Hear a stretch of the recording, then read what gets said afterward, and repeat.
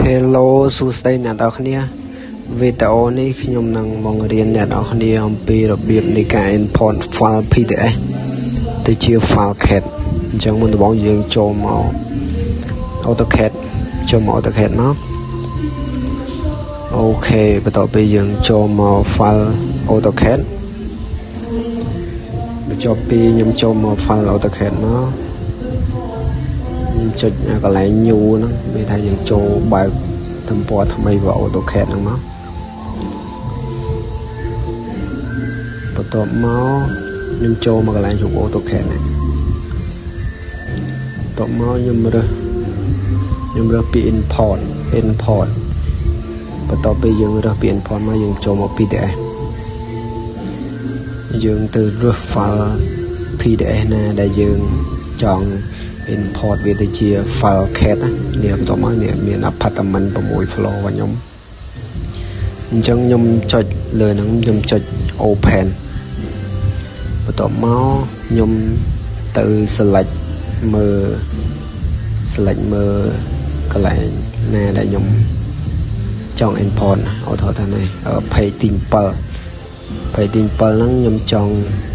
import វាទៅជា file CAD អញ្ចឹងនេះយើងចុចមកគឺវាបានហើយមកយើងចុច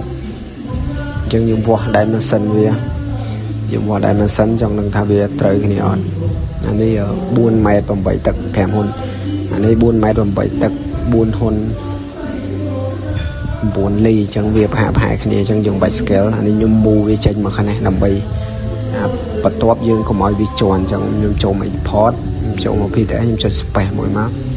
យកមក apartment 6 floor របស់ខ្ញុំដែរចុច OK ដែរមកមិញ page ទី8ឥឡូវខ្ញុំយក page បន្ទាប់ហ្នឹងដែលយើងចង់ហ្នឹងខ្ញុំយក page ទី8អូខេខ្ញុំចុច OK ពឹកនេះបន្ទាប់មកវាដើរអូខេនេះវាដើរគឺយើងបានហើយអញ្ចឹងខ្ញុំនឹងតេស្តមួយទៀតអានេះយើង move វាចេញអញ្ចឹង move ទាំងពីរមកអញ្ចឹងខ្ញុំ move វាទាំងពីរចេញមកអូខេបន្ទាប់មកខ្ញុំចូលមកកន្លែងហ្នឹងដែរចូលម្ដងទៀតដើម្បីឲ្យយើងសួរឲ្យច្បាស់ចុច space មួយមកយក apartment 6 floor ហើយទៅខ្ញុំយកអា page បន្ទាប់របស់ខ្ញុំ page ទី9ចុច OK ចុច OK មកនេះគឺវាបានហើយតែប៉ុណ្ណឹងបើសិនអ្នកទាំងគ្នាពេញចិត្ត